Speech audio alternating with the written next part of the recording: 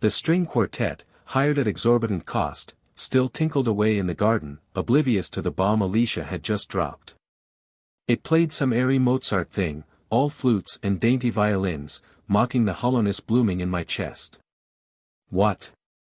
The word felt thick, coated in cotton. I hadn't even heard her properly, not over the music and the polite murmur of our guests. I leaned closer, the scent of her expensive perfume, usually comforting, now cloying. What did you say? She wouldn't meet my eyes. Her gaze flickered around the meticulously manicured lawn, as if searching for an escape route amongst the rose bushes. Her fingers, usually intertwined with mine, were clenched into white-knuckled fists hidden beneath the folds of her silk dress. I can't, she whispered, the sound barely audible above the cheerful music. I can't go through with it, Ethan. The world seemed to tilt. The garden, the guests, the music, all blurred at the edges. Before we continue, please subscribe to the channel and let us know in the comments section where you are listening from. My name is Ethan Mercer. I'm 55 years old, a widower still learning to live again. My carefully constructed reality, built brick by brick after Lizzie's death, threatened to crumble. Only weeks ago, Alicia and I had been laughing, giddy with excitement, as we finalized the seating chart. She'd playfully swatted my hand when I tried to sneak a piece of wedding cake before the tasting. Pre-wedding jitters, I'd thought, a normal part of the process. Now, those moments felt like a cruel joke, a deceptive prelude to this disaster. I remember thinking, not so long ago, that the worst was behind me. Lizzie's passing had been an amputation, a severing of a limb I never knew I couldn't live without. But Alicia, with her bright smile and boundless energy, had been the promise of regrowth, a tentative shoot pushing through the hardened earth of my grief. Now, I felt like the earth had swallowed me whole. Alicia, what are you talking about? My voice was louder this time, laced with a tremor I couldn't control. Heads began to turn. The music, once a pleasant background hum, now felt like a spotlight, illuminating my humiliation. She finally looked at me, her eyes glistening with unshed tears. But there was something else there too, something hard and calculating that I hadn't seen before, or maybe I had simply chosen to ignore it. I can't explain right now. Please, just, trust me. Trust her. After this? The absurdity of her request stung more than her words. Trust had been the foundation of our relationship, the bedrock upon which we were supposed to build a life together. Now, she was asking me to blindly accept its demolition without so much as an explanation. I gripped her arm, my fingers digging into the soft fabric of her sleeve. Tell me. Tell me now, Alicia. What's going on? She flinched, pulling away from my touch as if burned. Not here, Ethan. Please. Let's go inside. But I couldn't move. My feet felt rooted to the spot, as if the very ground was conspiring to keep me paralyzed. The air thrummed with unspoken questions, accusations hanging heavy in the space between us. The smiles of our guests felt like daggers, their polite nods now imbued with pity and speculation. Alicia, her face pale and drawn, took a step back, her eyes darting nervously around the garden. I'll call you, she said, her voice barely a whisper. Then, she turned and fled, disappearing into the throng of bewildered guests, leaving me standing alone in the wreckage of my almost wedding. The string quartet, bless their oblivious hearts, continued to play. A shadow of grief. 5 years. 5 years since the world went silent. Since the vibrant colors of my life faded to shades of gray. 5 years since Lizzie's laughter became a ghost in the hallways of my memory. My name is Ethan Mercer. I suppose, until very recently, I would have described myself as recovering. Recovering from the kind of loss that cleaves you in two, leaving one half adrift. I remember the day Lizzie died. The sterile scent of the hospital room, the rhythmic beeping of machines that offered false hope, the crushing weight of her hand, growing colder in mine. A drunk driver, a senseless accident. A life extinguished far too soon. We had plans, Lizzie and I. A family, a future painted with the bright strokes of shared dreams. All reduced to ashes in an instant. For months, I existed in a fog. I went through the motions at the architectural firm, sketching designs without seeing them, answering emails without comprehending their content. My apartment, once a haven, became a tomb. The silence amplified the absence, each object a painful reminder of what was. I became a creature of habit, clinging to routine as a drowning man clings to driftwood. Wake. Work.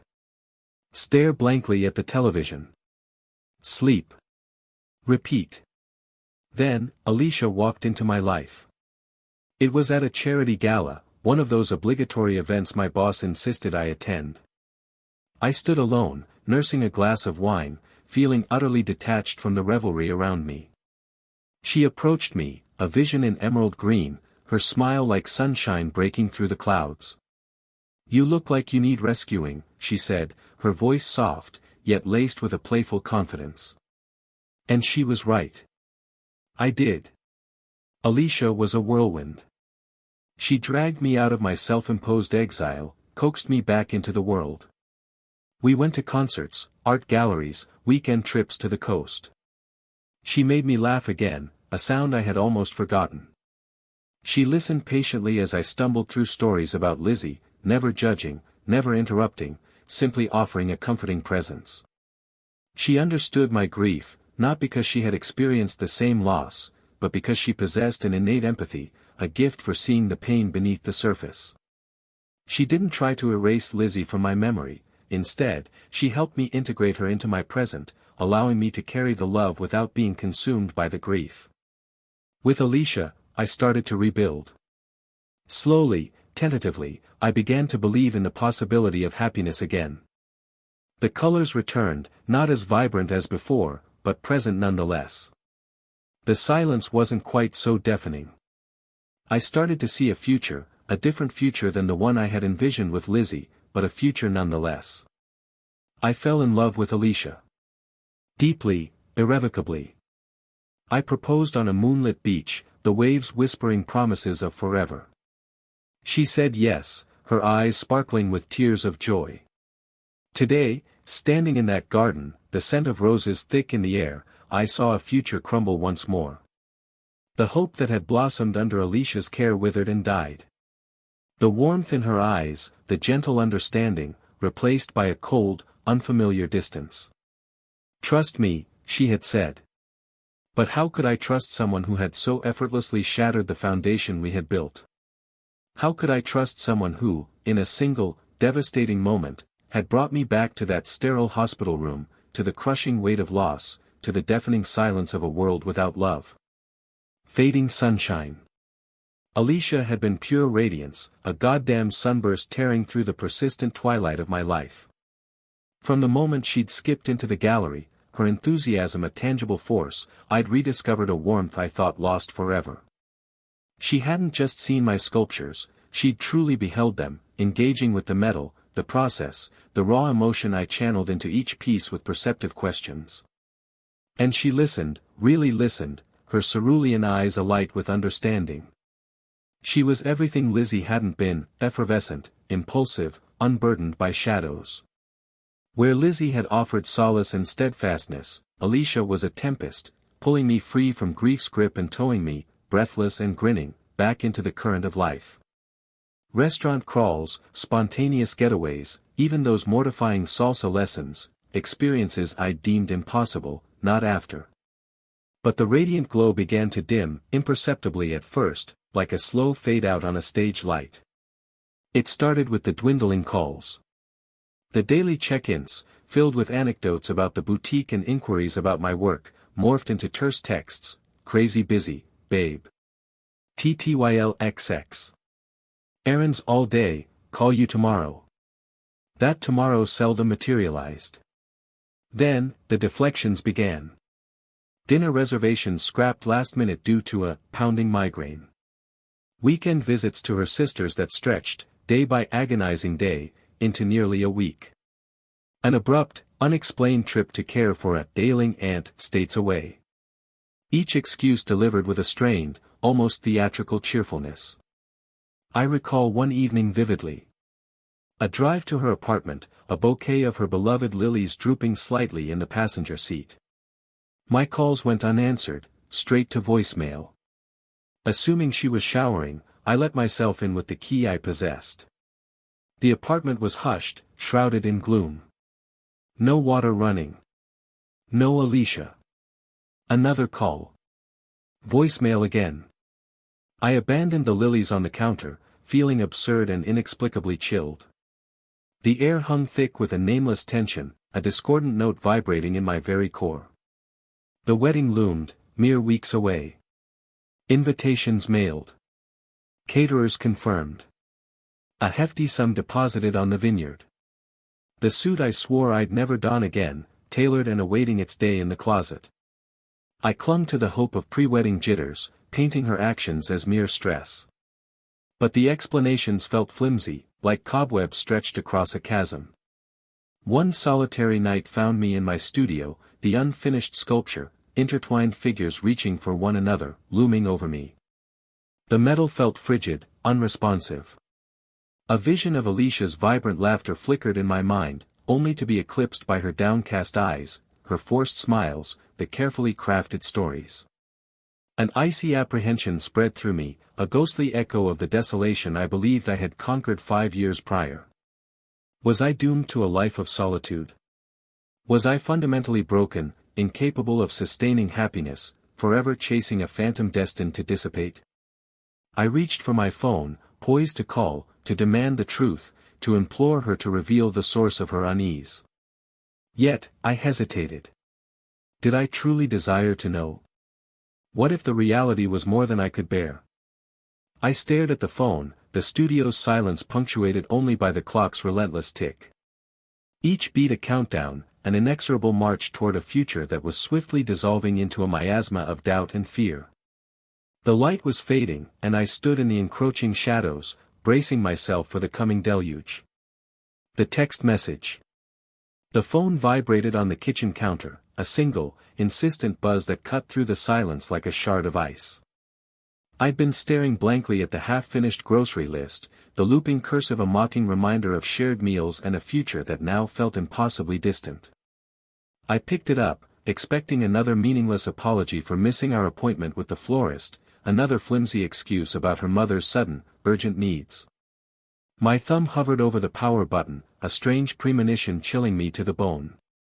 It was a text message from Alicia. 1 line. 11 words. Ethan, I can't do this. I'm calling off the wedding. I'm sorry. The words swam on the screen, blurring at the edges as a wave of nausea washed over me. It was as though the floor had tilted, sending me spiraling back into the abyss I'd clawed my way out of after Lizzie's death. The air in the kitchen felt thin, suffocating. I reread the message, desperately searching for a hidden meaning, a sign of some kind of cruel joke. But there was nothing. Just those cold, impersonal words, delivered with the casual brutality of a digital brush-off. My fingers fumbled with the phone as I tried to call her, my heart hammering against my ribs like a trapped bird. It rang and rang, each unanswered pulse a fresh stab of pain. Finally, it went to voicemail. Her cheerful, pre-recorded greeting echoed in my ear, a stark contrast to the devastating message she'd just sent. Alicia, it's me, I stammered, my voice thick with emotion. What's going on? Please, just call me. Tell me what's happening. I hung up, the silence in the kitchen now deafening. The grocery list lay forgotten on the counter, the neat rows of items mocking my futile attempts to plan a life that was now crumbling before my eyes. I sank into a chair, the worn fabric offering little comfort. My mind raced, desperately trying to make sense of it all. Had I done something? Said something? Was this some elaborate test? But deep down, a cold, unwelcome voice whispered a more terrifying truth: this wasn't about me. This was about her. The image of her face, radiant and full of love just weeks ago, flickered in my mind. Had it all been an act? Was I so blind, so desperate for companionship, that I'd failed to see the cracks beneath the surface? The questions swirled, unanswered, amplifying the gnawing emptiness in my gut. It wasn't just the wedding that was gone, it was the future, the hope, the fragile sense of normalcy I'd dared to embrace. A wave of grief, sharper and more visceral than I'd felt in years, crashed over me. It wasn't just the loss of Alicia, it was the resurfacing of the old wounds, the agonizing reminder that happiness, for me, always seemed to be a fleeting illusion. Was I doomed to repeat this cycle of love and loss, forever chasing a phantom of contentment just beyond my reach? The phone buzzed again. I flinched, my muscles tensing. It was another text from Alicia. "Please don't contact me." That was it. No explanation. No apology. Just a curt dismissal, severing the ties that had bound us together for the past year. I stared at the message, the words burning into my retinas.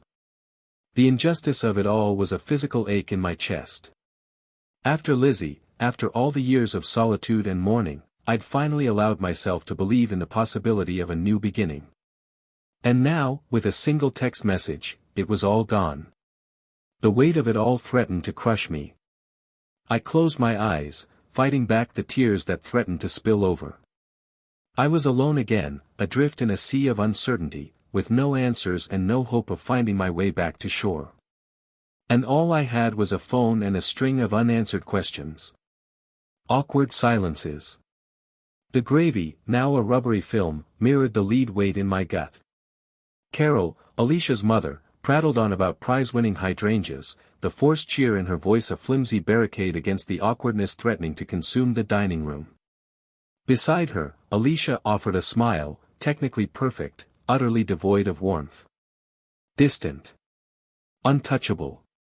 My name is Ethan Mercer, and 3 weeks prior, Alicia Sterling was to have been my bride. I dared to believe I was emerging from the long shadow of Lizzie's passing. Instead, the grief felt fresh, a numbing undertow dragging me under. This charade, this grotesque parody of a family meal, was supposed to heal Carol's prescription, naturally.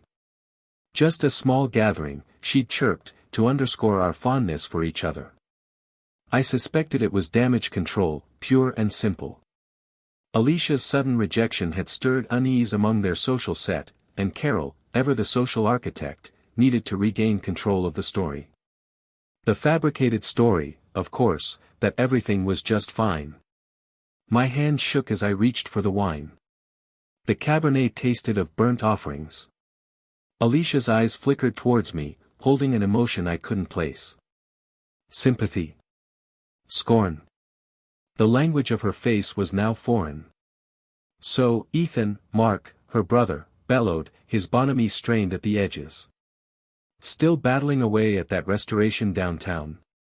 I nodded, summoning a smile. Yeah, keeps me occupied. It's engrossing. An enormous understatement. The painstaking work on the old Victorian had become my anchor, a conduit for my turmoil, a space where I could exert control. Splendid, Ethan, Carol said, her pat on my hand feeling like an unwelcome intrusion. Keeping busy is the best balm. The irony stung. She remained oblivious. All of them did. They saw a broken engagement, a minor setback in Alicia's perfectly orchestrated life. They failed to see the yawning chasm in my soul, the resurrected specters of my past. They didn't see the terse, dismissive text that had leveled my world.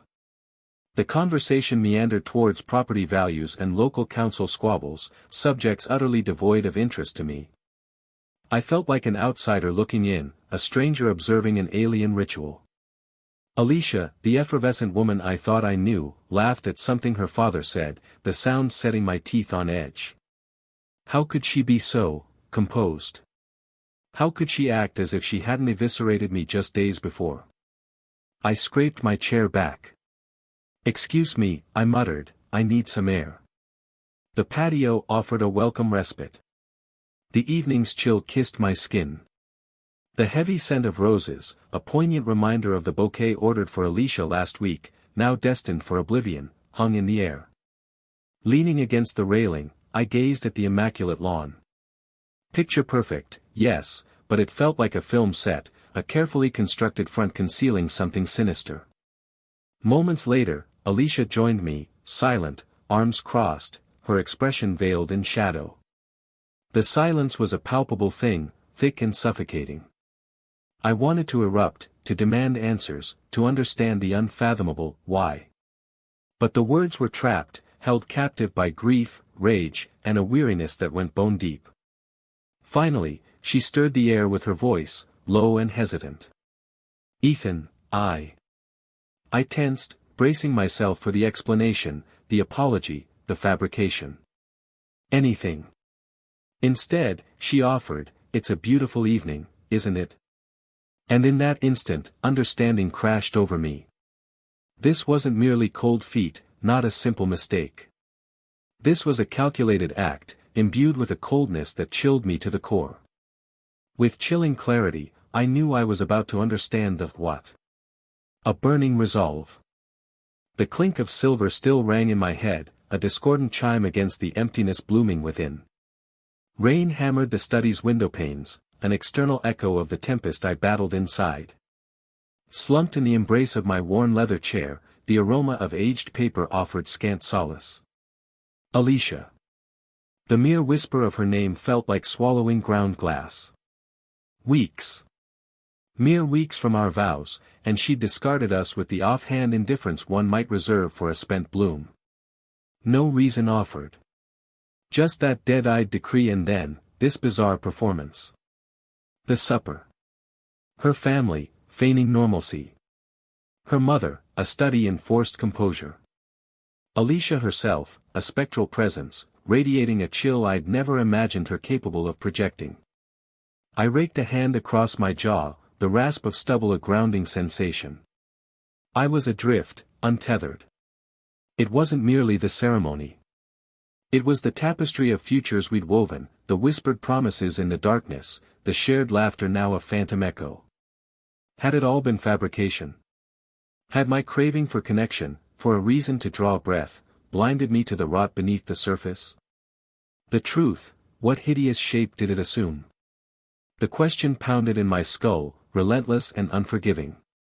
Every shared moment, every uttered word, had been dissected, searching for a telltale sign, a shadow of disquiet, anything to clarify this sudden, brutal severing. Yet, there was only nothingness where comprehension ought to reside. My gaze snagged on the portrait on my desk. Lizzie. Her smile, a sunburst of warmth, a defiant light against the encroaching gloom. Her loss, once a muted throb, now pulsed anew, tangled with the raw injury Alicia had inflicted. The injustice of it all weighed on me, suffocating. I had loved Lizzie with every fiber of my being. Her death had cleaved a canyon into my existence, a chasm I believed Alicia had begun to bridge. But now it felt like a macabre replay, a cruel cosmic jest intended to break me. Was I fated to lose every cherished soul? Was I cursed to wander the earth, forever pursued by specters? The thought surged through me, a frigid wave threatening to drag me under. Then, a subtle shift. An ember glowed in the desolation. A flicker of rebellion. It wouldn't swallow me whole. Alicia's choice would not define my being. Lizzie's memory would not be tainted by this fresh agony. I rose, the chair protesting against the hardwood floor. The downpour seemed to intensify, yet I felt no cold. The emptiness persisted, but it was now coupled with something fiercer, a nascent resolve. This charade could no longer continue. I refused to pretend at normalcy while my foundations crumbled. I wouldn't allow Alicia to dictate the narrative's course. I needed understanding. I deserved understanding. And I would unearth it, regardless of the toll. I would dissect the enigma of her abandonment, expose the truth, and reclaim my stolen existence. The initial step was ceasing to play her game. No further courteous dinners. No more manufactured smiles. No further pretense. It was time to confront Alicia, to demand an explanation, to compel her to reveal the secrets she so desperately guarded. And should she refuse? Then I would delve deeper. I would investigate her every move. I would unearth every concealed purpose, every buried deception, until the truth, however repulsive, saw the light of day.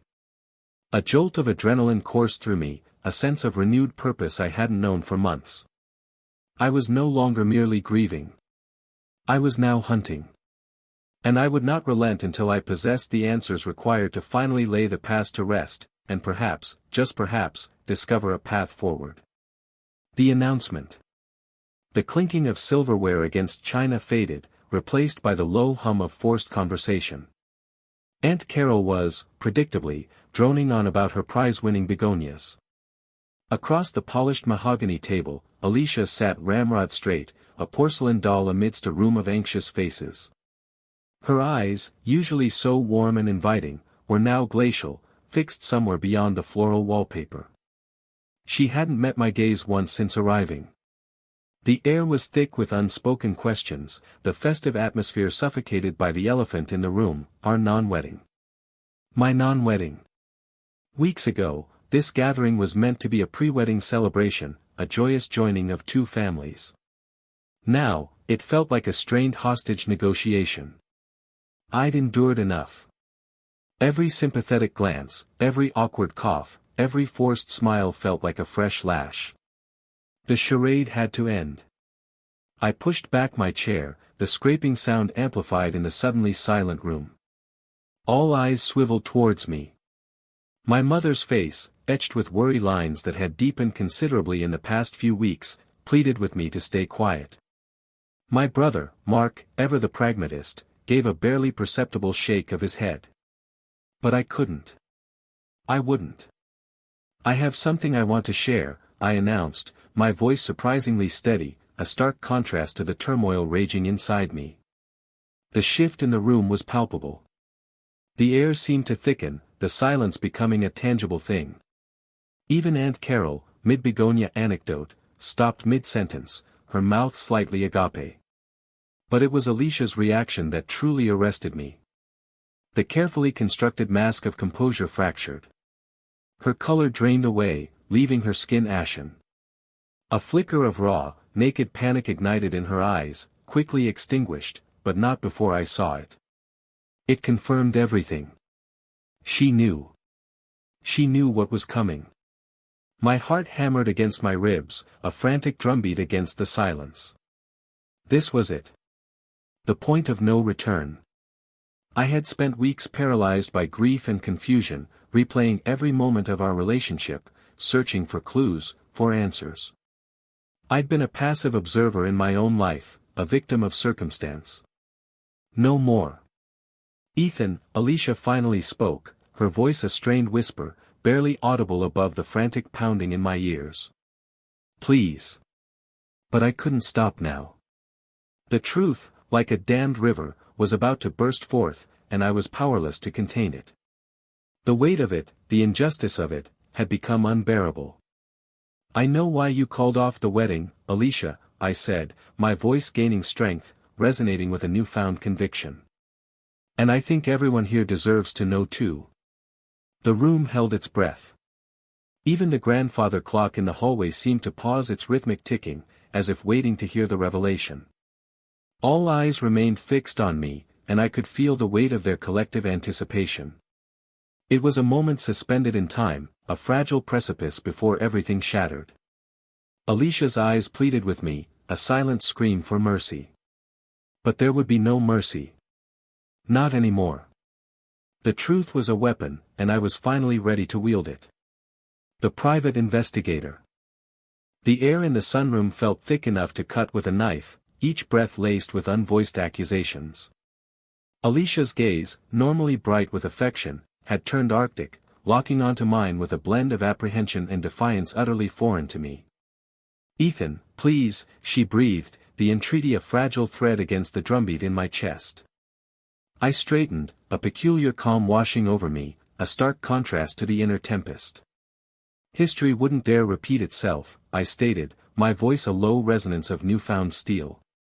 I refused to let another woman slip away without a reckoning. Aunt Carol's breath hitched, her hand fluttering to her collarbone. "Ethan, what is this?" I met her gaze, saw the lines of love and anxiety etched into her face. "I'm saying I couldn't swallow Alicia's story." I saw the concealed truths lurking in her expression, the tremor in her usual radiant smile. Another flimsy excuse, another vanishing act, I wouldn't accept it. Alicia's carefully constructed composure began to fracture. A shudder coursed through her frame, her knuckles stark white as she gripped the chair. "This is madness," she rasped, her voice tight with escalating tension. "You're being delusional." "Am I?" I retorted, my voice dropping to a dangerous murmur. "Or am I finally learning the hard lessons of the past?" I turned my attention to the others, my gaze sweeping across faces etched with concern and bewilderment. After a series of clandestine phone calls, the hushed exchanges she presumed were beyond my hearing, the work-related excursions that stretched into hours, I realized I needed clarity. Clarity she was determined to withhold. I paused, allowing my words to settle like dust motes in the strained atmosphere. The only sound was the almost imperceptible purr of the AC, an indifferent counterpoint to the emotional maelstrom. "Therefore," I continued, my tone imbued with a steely resolution that felt alien, even to my own ears, "I engaged a private investigator." A collective gasp reverberated through the room, a shockwave crashing against the assembled family. Even Alicia appeared blindsided, her carefully maintained facade crumbling to dust. Her eyes flew wide, her lips parting in a silent scream. Uncle George sputtered, choking on his sherry as he fought to regain his composure. "A private investigator? Ethan, that's drastic." "Perhaps," I conceded, my gaze laser-focused on Alicia. "But desperation often demands extreme remedies, doesn't it? I've already endured enough loss, George. I wasn't prepared to lose again without putting up a fight." I reached into my briefcase, the cool leather a grounding sensation against my trembling fingers. Inside rested a thick manila envelope, swollen with photographs, documents, transcripts, the investigator's harvest. Evidence. Substantiation. The stark, unvarnished truth. Contained within, I announced, my voice surprisingly steady despite the churning in my gut, is a comprehensive accounting of Alicia's actions over the last several months. Actions she intentionally kept hidden from me. I raised the envelope, its weight a tangible burden in my hand. It's time we all understood the real reason our wedding was called off.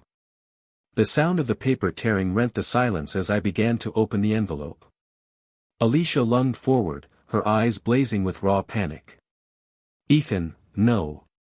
Please, don't." But it was too late. The truth was on the verge of erupting, and nothing could contain it now. Hidden meetings. The air in the room thickened, each breath a shallow, ragged thing. Alicia's face, moments ago flushed with anger, had gone bone white. The color drained from her so fast, I almost felt a pang of something. Pity? No. It was probably just the ghost of the man I used to be, the one who saw only the good in people. That man was long gone, buried 6 feet under alongside Lizzie. "Lies," Alicia whispered, the word barely audible above the frantic thumping in my own chest. "Ethan, you're doing this based on lies." I placed the manila folder on the mahogany table, the thud echoing in the sudden silence. It felt heavier than it looked, packed with the cold, hard truth I'd unearthed. Truth Alicia had desperately tried to keep buried. "These aren't lies, Alicia," I said, my voice surprisingly steady. Years of practice, perhaps, masking pain behind a calm facade. These are documented meetings. Locations, times, dates. All neatly compiled by a professional. I opened the folder, pulling out a series of photographs. Each one showed Alicia, sometimes in broad daylight, sometimes under the cloak of night, always with the same man. A man who looked vaguely familiar, a man she introduced to everyone as David, I stated, letting the name hang in the air. "Your brother. The one who lives out of state. Denver, wasn't it?" Alicia's carefully constructed composure finally cracked. Her eyes darted around the room, landing on her parents, her sister, even Aunt Carol, whose knitting needles had fallen silent. Each face mirrored the same shock, the same dawning comprehension. "Ethan, please," she pleaded, her voice now a raw, desperate whisper. "This isn't what it looks like. Isn't it?" I countered, spreading the photographs across the table like a grim hand of cards. "Because it looks an awful lot like you were spending a considerable amount of time with a man you claimed was your brother. A man who supposedly lived hundreds of miles away." One photo showed them entering a small Italian restaurant, the flickering candlelight casting long shadows. Another captured them walking along the beach at sunset, their heads bent together in intimate conversation. A third showed them embracing outside a small, nondescript apartment building. The timestamps were clear. The locations were local. The charade was undeniable. "The investigator," I continued, pressing on while I had the advantage, "he did a little digging. A little more than I asked, to be honest. Turns out, David doesn't live in Denver. He lives right here. A few blocks from your apartment, in fact." I watched her flinch, the color completely gone from her face now. It was a mask of pure, unadulterated fear. Not the fear of being caught, I realized, but the fear of exposure. Of the carefully constructed world she'd built crumbling around her. I paused, letting the weight of the next revelation sink in, checked property records. That apartment building? Owned by a trust. A trust managed by your mother, Alicia. A collective gasp swept through the room. Aunt Carol's knitting needles clattered to the floor. Alicia's mother, a woman who always radiated an air of quiet respectability, looked like she'd been slapped. I met Alicia's gaze, her eyes wide and pleading. But I saw something else there, too. A flicker of defiance.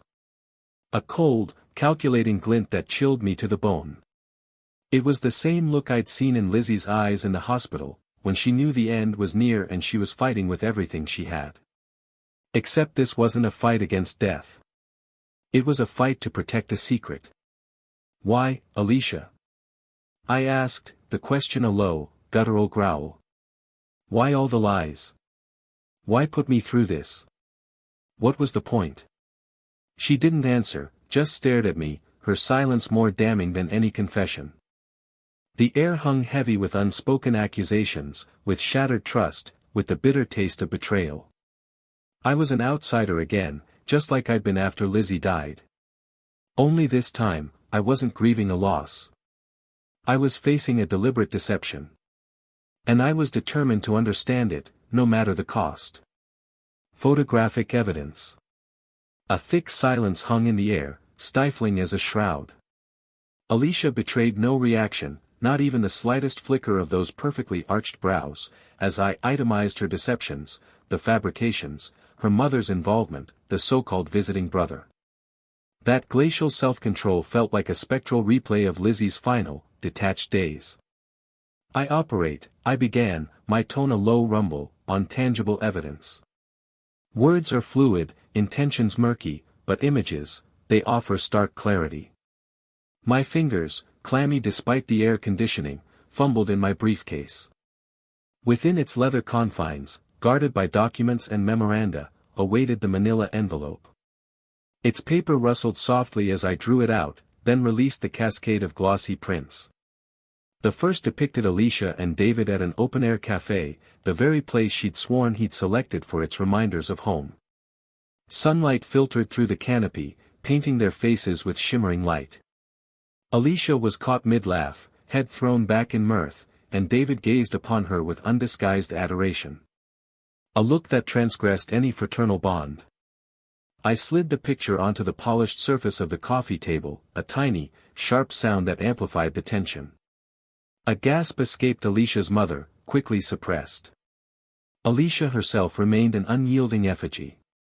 The subsequent shot was less ambiguous. Taken by the lake during their alleged restful retreat, it showed them standing near the water's edge, entwined. This was no sibling's embrace. David's hand rested low on Alicia's spine, his thumb sketching intimate circles.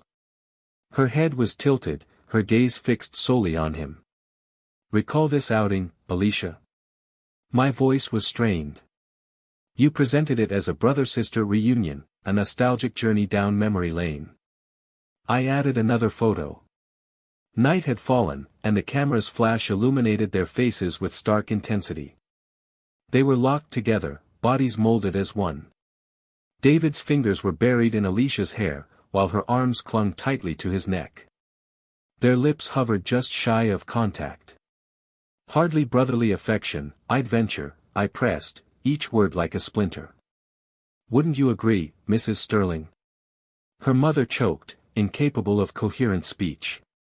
Her face burned crimson, her eyes ping-ponging between the damning images and her daughter's stoic mask. The final photograph delivered the ultimate blow. Snapped through a window, its perspective slightly warped, the scene was unequivocally clear. Alicia and David were kissing. A searing, fervent kiss, imbued with a desperation reserved for lovers. The print fluttered onto the table. Its light impact echoed in the oppressive quiet. Alicia stirred at last. She reached for the collection, her fingers betraying the first sign of nervousness.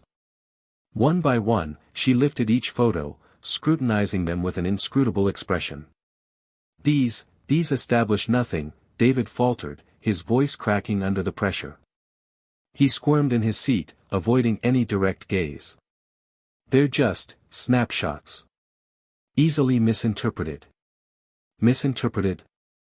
I parried, my tone laced with acid. "How does one misinterpret a kiss, David?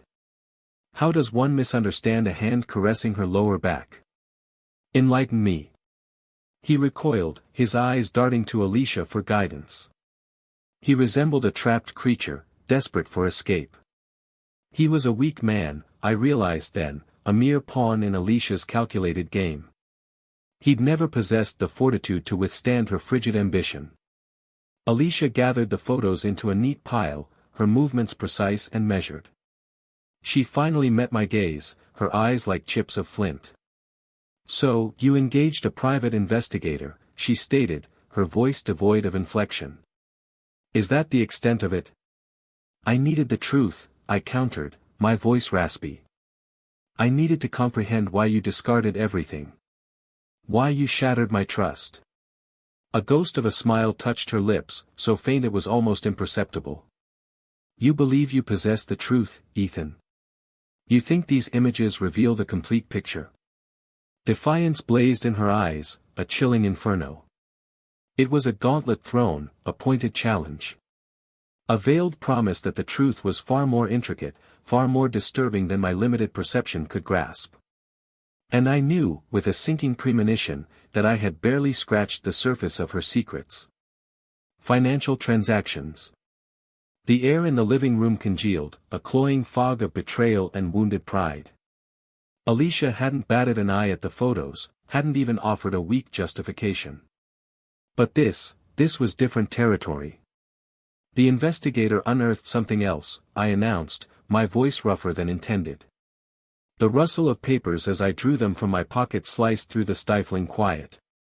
"Something you conveniently omitted." Alicia remained a statue on the armchair's edge, ramrod straight. David, however, squirmed, his customary debonair demeanor replaced by a tick in his jaw. He stole glances at Alicia, seeking direction, a lifeline in this suddenly turbulent sea. I ignored his silent plea, my focus laser-locked on Alicia.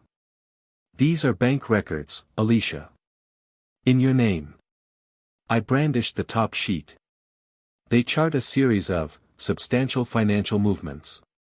Her eyes, typically so luminous and inviting, were now veiled, drawn like curtains. "I have no idea what you're implying." Her tone was sterile, devoid of any resonance. "Really?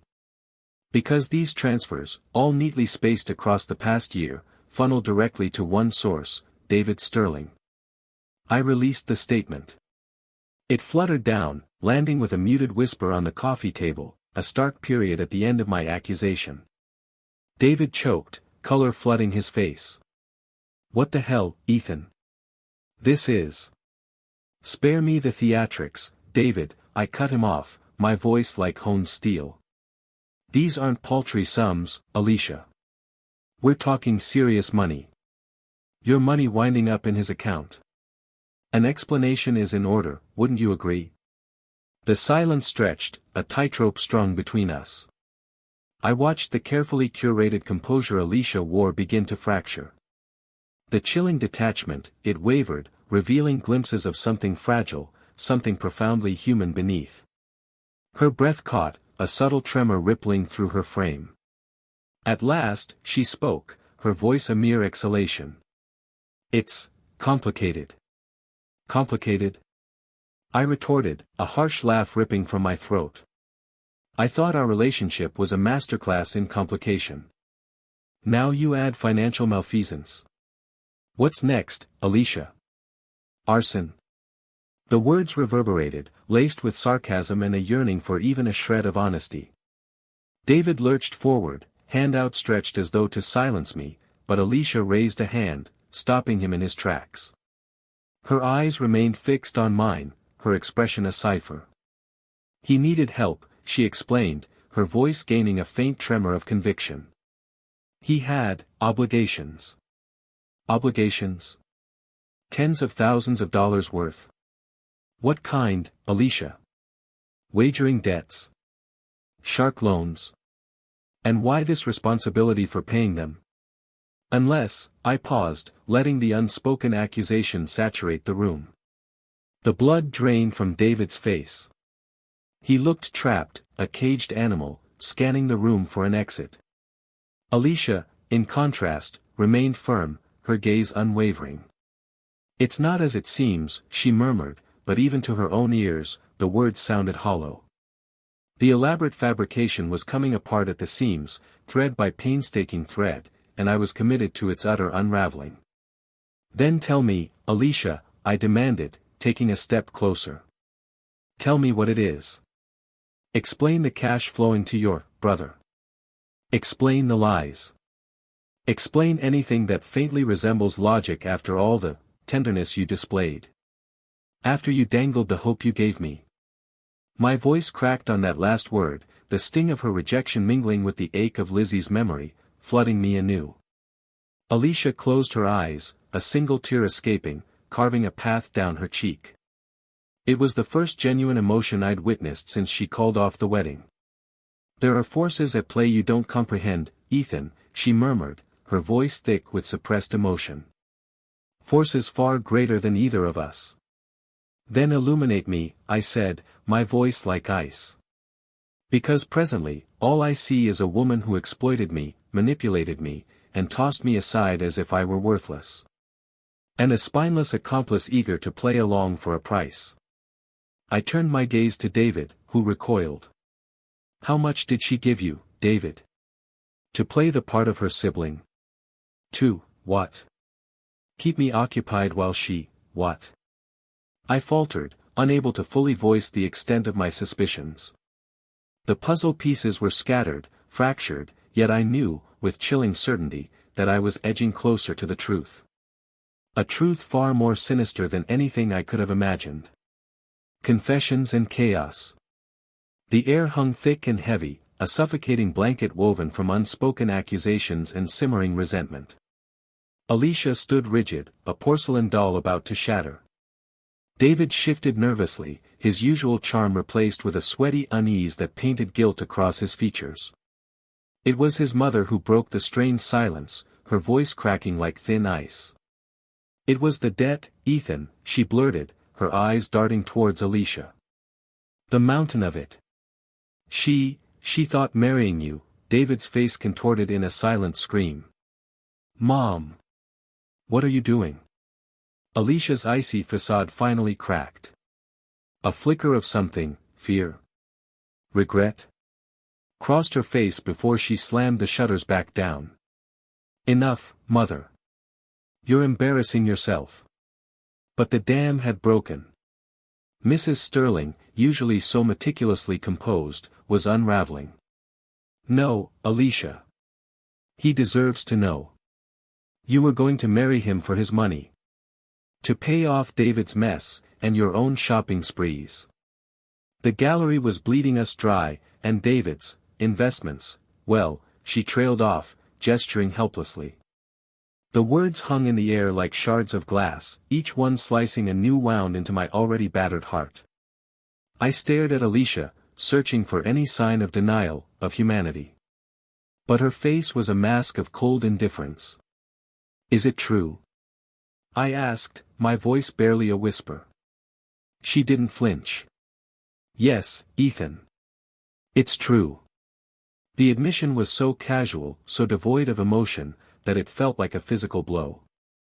The room spun. The faces around me blurred. I felt Lizzie's absence like a gaping hole in my chest, a reminder of the genuine love I had lost, contrasted starkly with the calculated deceit that stood before me. I was desperate, Alicia continued, her voice flat. David's mother is right. We were drowning in debt. The gallery, it wasn't doing well, and David, he made some bad investments. I saw you, Ethan, and I saw a solution. A way out. You were, comfortable. Secure. Comfortable. Secure. I repeated, the words tasting like ash in my mouth. You saw me as a bank account? Don't act so surprised, Ethan, David snapped, finally finding his voice. You weren't exactly a prize catch yourself. A grieving old man, clinging to the past. Alicia could have done much better.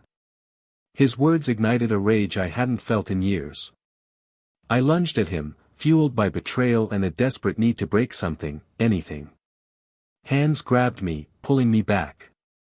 Alicia's brothers, their faces flushed with anger, held me in a tight grip. Get off him. Alicia's father roared, shoving her brothers aside. Let him go. David, you spineless worm, you're lucky he doesn't tear you limb from limb. The room exploded. Accusations flew like poison darts.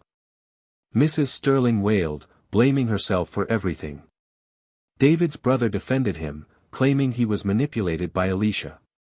Alicia stood silently amidst the chaos, her expression unreadable. I struggled against the hold of her brothers, my heart pounding in my chest. I wanted to scream, to shout, to tear down the walls around me. But all that came out was a strangled sob. Why? I choked out, my voice thick with pain. Why put me through all this? Why not just tell me? I would have helped you. God knows, I would have done anything for you. Alicia finally met my gaze, and for a fleeting moment, I thought I saw a flicker of something real in her eyes.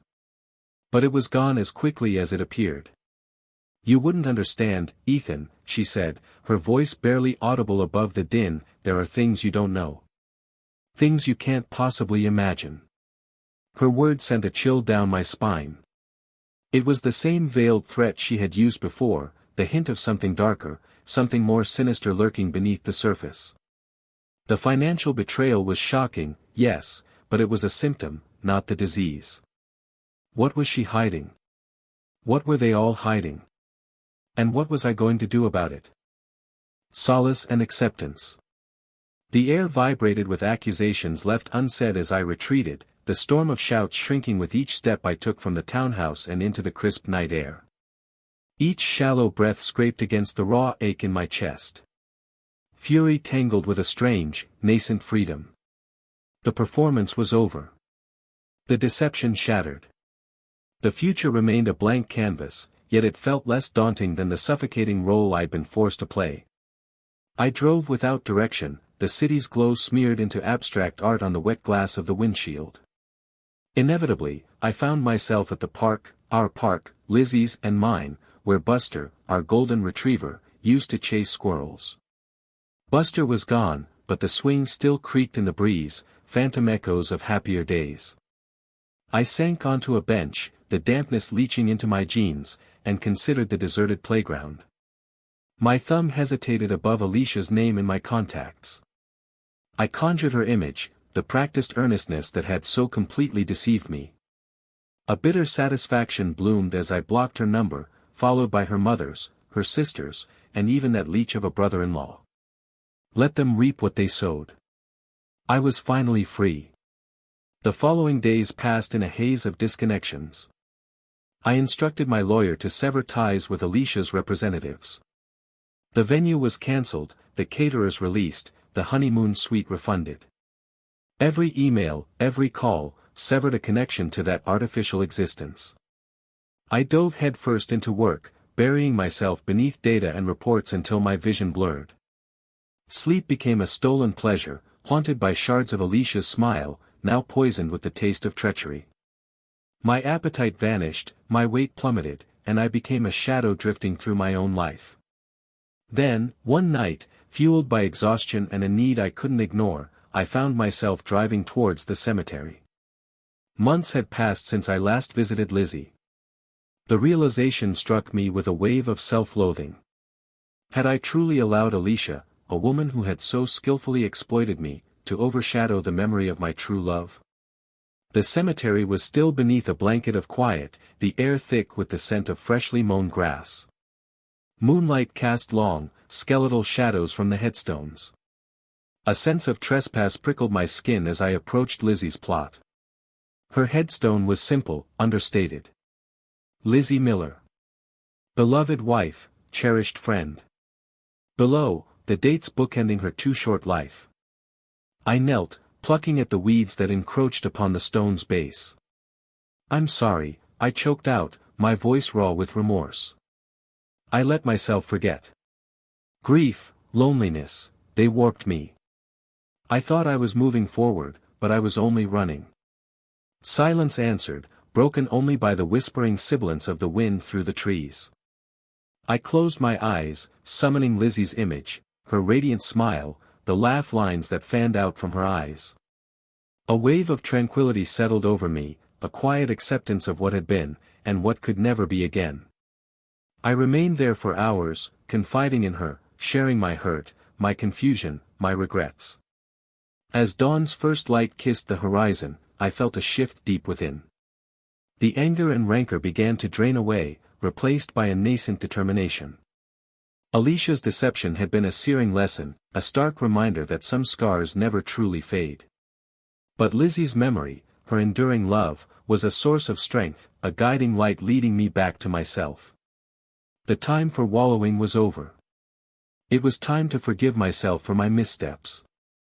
Time to begin living again.